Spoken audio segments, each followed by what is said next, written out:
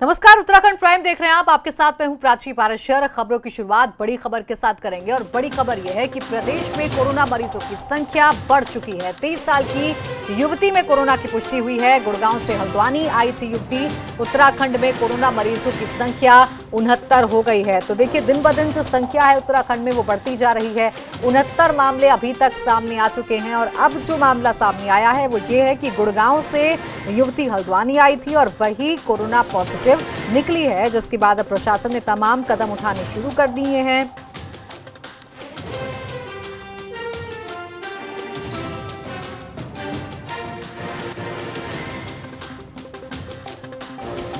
और चलिए सीधा आपको देहरादून लेकर चलते हैं। ब्यूरो चीफ अजीत राठी हमारे साथ जुड़ गए हैं। अजीत, उत्तराखंड में जैसा कि हम कल ही आपसे चर्चा कर रहे थे कि कल का दिन जरूर राहत वाला रहा, लेकिन आज का दिन फिर से चिंता बढ़ाने वाला रहा है। 69 मामले सामने आ चुके हैं। एक युवती में कोरोना पॉजिटिव निकला है।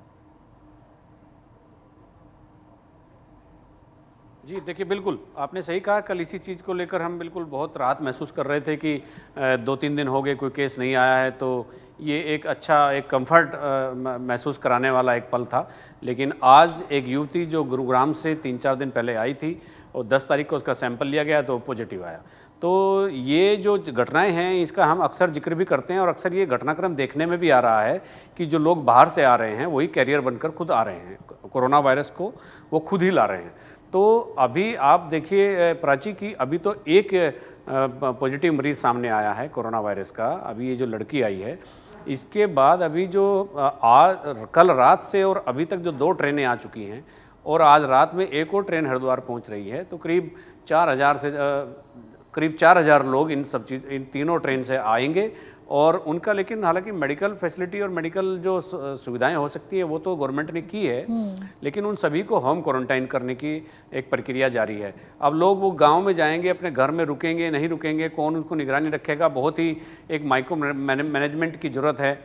और इस समय क्राइसिस मैनेजमेंट की भी ज़रूरत है, क्योंकि क्राइसिस क्रिएट हो रखा है। तो इसमें सरकार अपने जो तमाम यंत्र तंत्र जितने भी हैं उनको सबको इसमें झोंक कर एक मॉनिटरिंग का एक इफेक्टिव सिस्टम खड़ा करेगी, तभी जाकर इनसे जान बचेगी। वरना इतनी बड़ी संख्या में जो बाहर से लोग आ रहे हैं तो ये कहना बहुत ही मुश्किल है, और मुश्किल नहीं असंभव है कि वो सब लोग बिल्कुल स्वास्थ्य के दृष्टिकोण से बिल्कुल फिट होंगे। और चूँकि सभी का कैसे वो टेस्टिंग हो पाएगी, चूँकि जो 3 लैब यहाँ पहले से चल रही है, सैंपलों की जांच कर रही हैं, वहाँ ऑलरेडी पहले से क्यू में ही बहुत सैकड़ों जांचें पड़ी हुई हैं। तो उनका फिर एक निस्तारण का जो एक तरीका है वो एक बहुत साइंटिफिक है, उसमें आप बहुत ज़्यादा कुछ कर नहीं सकते। जिस लैब की जितनी क्षमता है वो उतने ही सैंपल का परिणाम आपके सामने रख सकती है। तो ये एक बड़ा चैलेंज है सरकार के सामने भी, और सरकार के ही नहीं, जैसा हमने कल भी कहा था, सरकार के सामने ही नहीं कि ग्राम पंचायत प्रधान तक ये तमाम लोगों के सामने चुनौती है। और उनको इस कसौटी पर खरा उतरना पड़ेगा कि किस तरह से इन परिस्थितियों को नियंत्रण में करने के लिए लोगों को जागरूक करें, और जो लोग बाहर होम क्वारंटाइन होंगे उनको बाहर नहीं आने का परामर्श दें। अगर वो फिर भी बाहर आते हैं तो कम से कम वो जो सिस्टम है जो जवाबदेह बना हुआ है उसको उसकी सूचना दे, तो तभी इस खतरे से बाहर निकला जा सकेगा, इस खतरे से बचा जा सकेगा। वरना अभी आप देख ही रहे हैं कि देखिए बार बार चर्चा यहीं पर आकर रुक जा रही है कि सरकार ठीक है प्रयास कर रही है, लेकिन हमें भी प्रयास करने होंगे। सभी को अपनी अपनी जिम्मेदारी अपनी अपनी जगह पर निभानी होगी, तभी इस गंभीर बीमारी से बचा जा सकता है।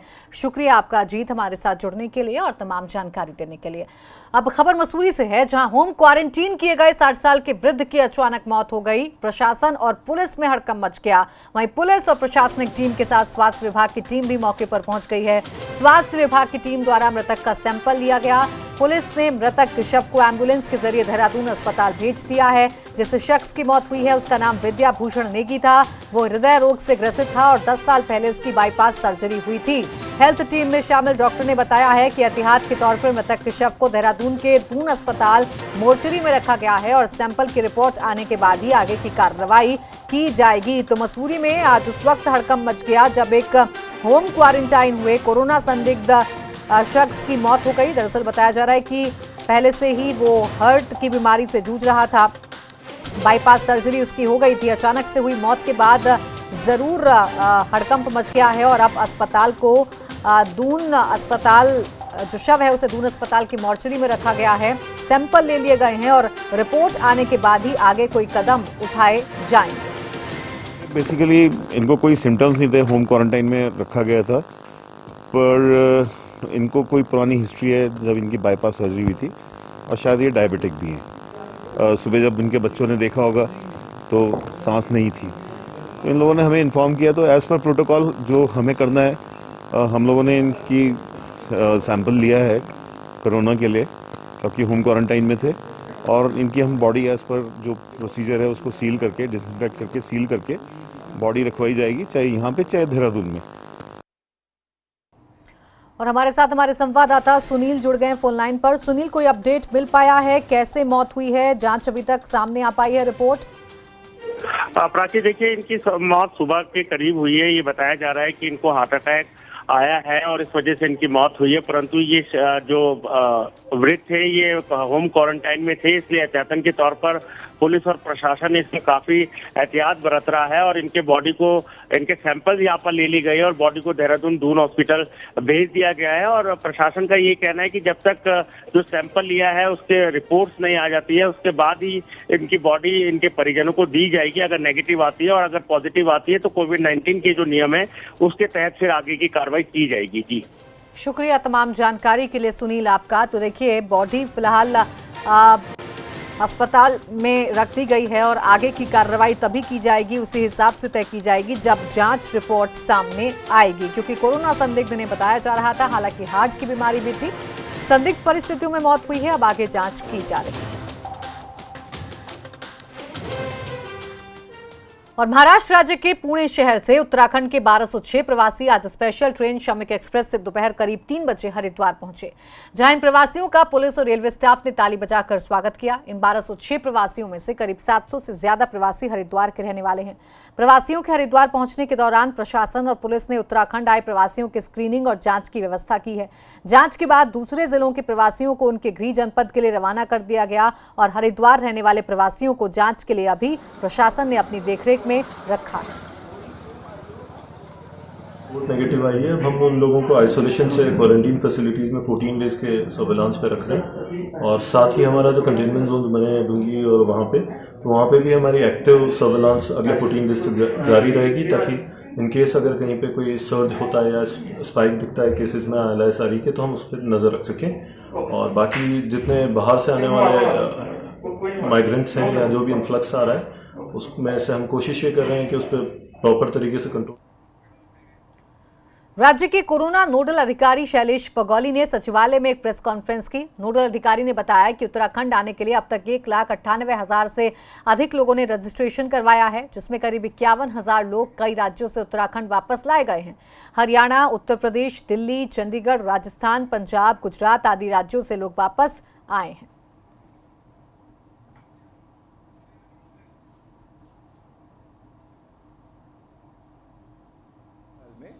पश्चिम बंगाल में जो लोग हमारे 700 साढ़े 700 के आसपास टूरिस्ट जो फंसे हुए थे, उसमें काफ़ी टूरिस्ट निकल गए हैं। तो पश्चिम बंगाल सरकार से हमारी बात हुई थी कि उनका ये कहना था कि जो लोग अपने साधनों से जा सकते हैं तो उनको पास इशू कर दीजिए। इधर उत्तराखंड में लगातार आ रहे प्रवासियों से उत्तराखंड में संक्रमण का खतरा बढ़ गया है। हजारों की संख्या में प्रवासी अपने गांव की ओर जा रहे हैं। हालांकि स्वास्थ्य विभाग सभी पर पैनी नजर बनाए हुए है, लेकिन फिर भी पुलिस के लिए बड़ी चुनौती बना हुआ है। पुलिस ने अपनी ओर से पूरी तैयारियों का दावा किया है। तो आपको बता दें कि देखिए, प्रवासी मजदूर वापस आ रहे हैं और सरकार उनको ला भी रही है, लेकिन जैसे जैसे लोग बाहर से उत्तराखंड में आ रहे हैं वैसे वैसे समस्या भी बढ़ रही है और कोरोना का खतरा भी दुगनी रफ्तार से बढ़ रहा है और इसी चुनौतियों का सामना सरकार लगातार कर रही है। उत्तराखंड में पलायन को रोकने के लिए सरकार के तमाम प्रयास धरे के धरे रह गए। वहीं कोरोना काल के चलते प्रवासी उत्तराखंडी बड़ी संख्या में अपने गांव लौट रहे हैं। प्रदेश में पलायन को रोकने और रिवर्स पलायन के लिए बनाए गए पलायन आयोग ने अब सरकार को अपना सुझाव दिया है। पलायन आयोग ने स्वरोजगार पर फोकस करने को लेकर सुझाव सरकार के सामने रखे हैं। अभी तो लोग लौट रहे हैं और लॉकडाउन से पहले और लॉकडाउन के तुरंत 1-2 दिन बाद तक लगभग 60,000 लोग लौट आए हैं। उन पर हमने एक विस्तृत रिपोर्ट तैयार करके सरकार को दे दी है और उसमें सुझाव यही है कि जो सेल्फ एम्प्लॉयमेंट है, स्वरोजगार है, उस पर जोर दिया जाए। और अभी आपको पता ही होगा कि पिछले मंत्रिमंडल की बैठक में सरकार ने मुख्यमंत्री स्वरोजगार योजना एक लॉन्च की है और उससे इन लोगों को फ़ायदा मिलेगा। और अभी ये दूसरे दौर में अभी लोग लौट रहे हैं। अभी तो इनसे बहुत संपर्क हुआ नहीं क्योंकि अभी लोग लौटने की प्रक्रिया जारी है। लॉकडाउन से देश की अर्थव्यवस्था पर बुरा असर पड़ा है। तमाम इंडस्ट्री बंद होने से बड़ा नुकसान हुआ है। वहीं उत्तराखंड पावर कॉर्पोरेशन लिमिटेड को कोरोना के चलते अभी तक करीब 50 करोड़ रुपए का नुकसान हो चुका है, क्योंकि लॉकडाउन के चलते इंडस्ट्री सेक्टर पूरी तरह से बंद है। ऐसे में बिजली खपत ना होने से नुकसान लगातार बढ़ता ही जा रहा है। घाटे की अगर बात करें तो अब हमारी बिजली, हमारे पास सरप्लस बिजली है और वो सरप्लस बिजली सिस्टम में बहुत सस्ती दरों पे जा रही है। उसके कारण हमें नुकसान हुआ है। करीब अभी तक 50 करोड़ के आसपास का नुकसान हो चुका है हम लोगों को। और ये जो नुकसान है ये तब तक चलता रहेगा जब तक कि इंडस्ट्रीज़ हमारी नहीं चलती हैं। और भी हमारे बहुत सारे काम हैं जो कि चल सकते थे, वो भी नहीं चले, जिसके कारण थोड़ा नुकसान हो रहा है। लेकिन ये सिर्फ और सिर्फ डिस्ट्रीब्यूशन कंपनी के लिए, हमारी जो वितरण कंपनी है उसी के लिए नहीं है। पूरे भारत में जितनी भी वितरण कंपनियां हैं सबके साथ ऐसा हो रहा है। बागेश्वर जिले से अन्य राज्यों में काम के लिए गए लोगों का जिले में वापस लौटना जारी है। जिले के नोडल अधिकारी ने बताया कि गुजरात की सूरत से ट्रेन में काठगोदाम पहुंचे 1200 यात्रियों में से बागेश्वर के 370 यात्री शामिल हैं, जिन्हें हल्द्वानी से उत्तराखंड परिवहन निगम की 13 बसों से स्टेजिंग एरिया बिलौना बस अड्डे पहुंचाया गया। इसके अलावा अन्य बसों के जरिए 47 यात्री जयपुर और 37 यात्री पंजाब से पहुंचे हैं। सभी का स्वास्थ्य परीक्षण और थर्मल स्क्रीनिंग के साथ साथ उनका डेटा तैयार किया जा रहा है। और ट्रेन से आया सर, उत्तराखंड सरकार ने अच्छा किया सर। सूरत से हल्द्वानी आया है, हल्द्वानी से सर यहाँ बागेश्वर से सर अच्छा व्यवस्था हुआ सर। टेस्ट हुए सर। अब यहाँ से जो है घर की ओर रवाना किया जा रहा है सर। यहाँ से सर हम चाहते हैं कि बाहर जाने का हमें ऐसा जरूरत ही ना पड़े। देखो सर, बाहर गए तो कितना परेशान रहे सर हम। गाँव घर में रोजी रोटी मिलता तो हमें बाहर जाने की जरूरत ही नहीं पड़ता सर। तो राज्य में फंसे हुए लोगों के लिए अब पास बनाना और भी आसान हो गया है। ऐसे लोग जो प्रशासन द्वारा जारी की गई website Dehradun smart city limited के जरिए ऑनलाइन पास नहीं बना पा रहे थे, उनकी सहूलियत के लिए अब व्हाट्सएप नंबर भी पास बनाने के लिए जारी कर दिया गया है।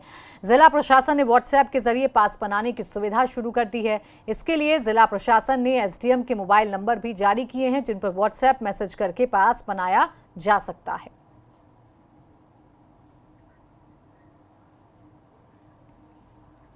लॉकडाउन 3 में लोगों को हल्की छूट मिलते ही रुड़की तहसील भीड़ में बढ़ने लगी है।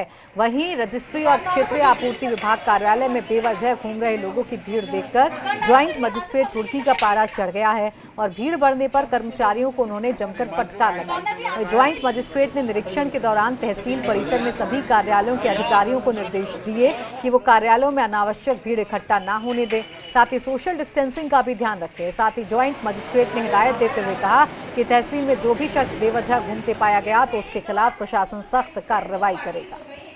तहसील परिसर में जब भीड़ को अनावश्यक रूप से भीड़ देखी गई तो इसी क्रम में हमने कार्रवाई करते हुए गार्ड्स को तुरंत, जिन लोगों का कोई रजिस्ट्री से संबंधित काम नहीं था, उन चेंबर्स को भी बंद करवाया है और जो लोग अनावश्यक रूप से आवागमन कर रहे हैं तहसील परिसर में उनको भी बुक किया गया, क्योंकि तहसील में फिलहाल रजिस्ट्री का काम चल रहा है और पब्लिक की जो शिकायतें हैं उसके लिए शिकायत पेटी को रखा गया है, तो लोग बाग अपनी शिकायत उसमें प्रेजेंट कर सकते हैं, रख सकते हैं। उत्तरकाशी में कुछ दिन पहले कोरोना पॉजिटिव मिले युवक के क्षेत्र विशेष को लेकर जिला सहकारी बैंक के एक कनिष्ठ शाखा प्रबंधक ने सोशल मीडिया पर आपत्तिजनक टिप्पणी कर दी थी, जिसके बाद सोशल मीडिया पर धनारी क्षेत्र के लोगों ने आपत्ति जताई और थाने में शिकायत पर कनिष्ठ शाखा प्रबंधक के खिलाफ मुकदमा दर्ज किया गया। इसके बाद जिला सहकारी बैंक के अध्यक्ष ने सोशल मीडिया पर टिप्पणी करने को गंभीर माना और कनिष्ठ शाखा प्रबंधक को निलंबित करने के आदेश दे दिए। मामले को गंभीरता से लेते हुए पुलिस ने आरोपी के खिलाफ आईपीसी की कई धाराओं के तहत केस दर्ज कर लिया है और जांच जारी है। व्हाट्सएप में इनके द्वारा बताया गया कि अभद्र टिप्पणी की गई, जिस पे पुलिस द्वारा एक सैलन मठुड़ा जी की तहरीर पे एक मुकदमा कायम किया गया है 153, 166 ए, 188 और 54-56 DM एक्ट में डिजास्टर मैनेजमेंट के अंतर्गत मुकदमा किया है। इसकी विवेचना जारी है और इसमें शीघ्र कार्रवाई की जाएगी। हर साल विश्व भर में 12 मई को अंतर्राष्ट्रीय नर्स दिवस मनाया जाता है। इसका उद्देश्य नर्सेज का सम्मान करना है। इस समय जब पूरा विश्व कोरोना महामारी से जूझ रहा है, इस संकट की घड़ी में भी अपनी जान जोखिम में डालकर मेडिकल और नर्सिंग स्टाफ निस्वार्थ भाव से सेवाएं दे रही हैं।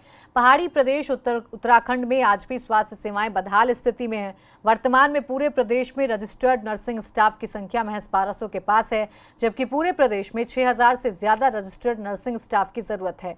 ऐसे में अंदाजा लगाया जा सकता है कि नर्सिंग स्टाफ की भारी कमी है।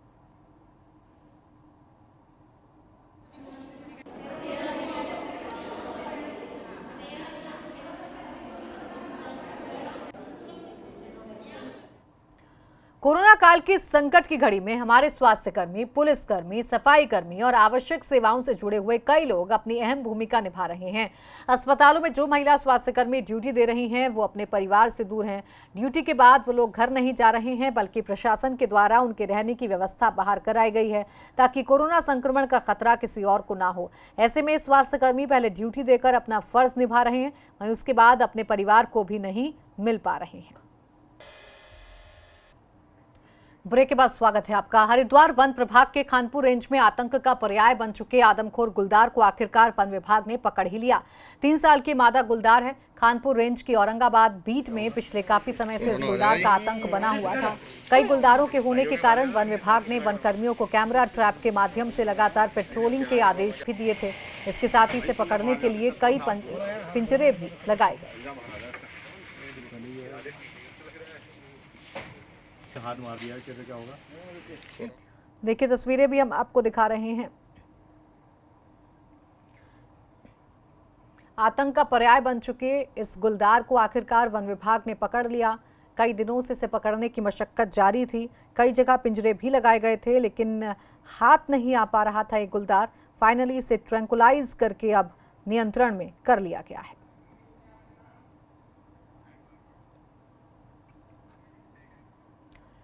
नैनीताल के अरविंद आश्रम पहाड़ी में विलुप्त प्राय लेपर्ड कैट के 2 बच्चों का रेस्क्यू ऑपरेशन किया गया। लेपर्ड कैट के इन बच्चों को वन विभाग द्वारा अपने कब्जे में लेकर रानीबाग रेस्क्यू सेंटर भेज दिया गया। कुछ लोग अरविंद आश्रम की पहाड़ी में घूमने निकले थे। वहां किसी मृत जानवर की दुर्गंध ने लोगों का ध्यान वहां पड़ी एक लेपर्ड कैट की तरफ खींचा। लेपर्ड कैट के शव के पास 2 शावक घूम रहे थे, जिसकी जानकारी स्थानीय लोगों ने वन विभाग को दी, जिसके बाद रेस्क्यू ऑपरेशन चलाया गया।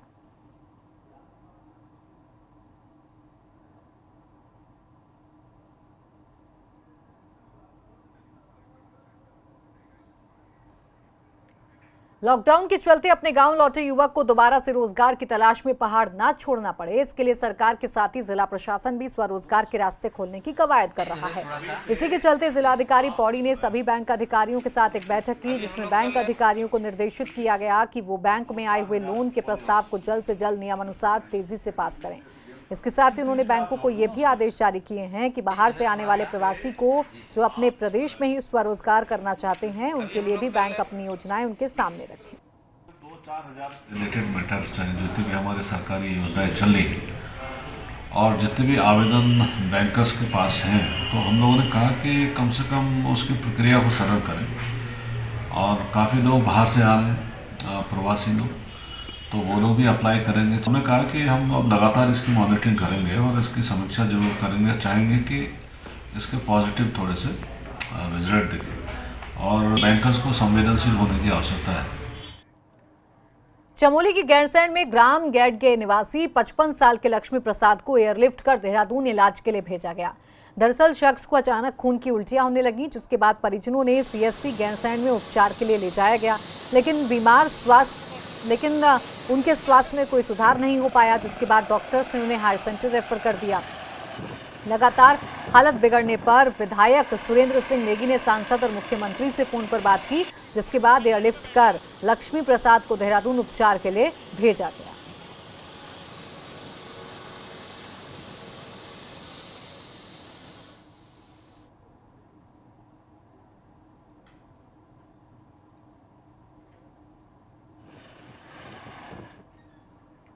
उत्तराखंड में जहां एक तरफ लॉकडाउन जारी है और लगातार कोरोना मरीजों की बढ़ती संख्या उत्तराखंड वासियों के लिए दहशत का सबब बनती जा रही है, तो वहीं उत्तराखंड के जंगलों से राहत की खबर है।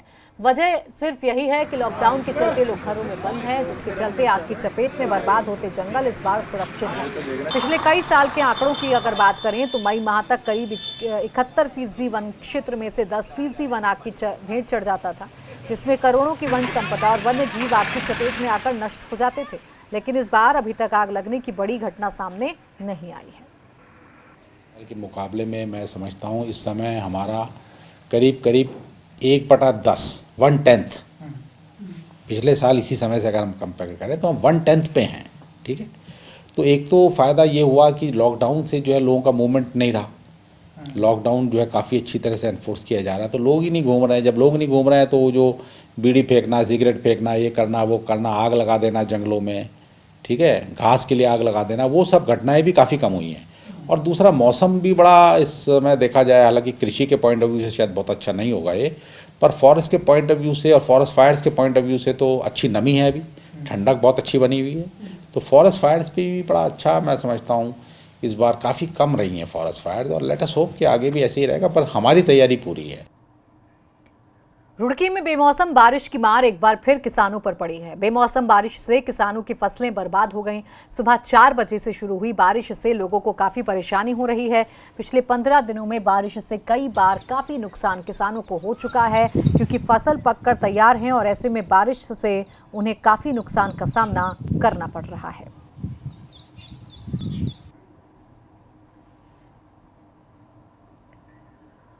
और इसी के साथ इस बुलेटिन में फिलहाल इतना ही। आप देखते रहिए एबीपी गंगा।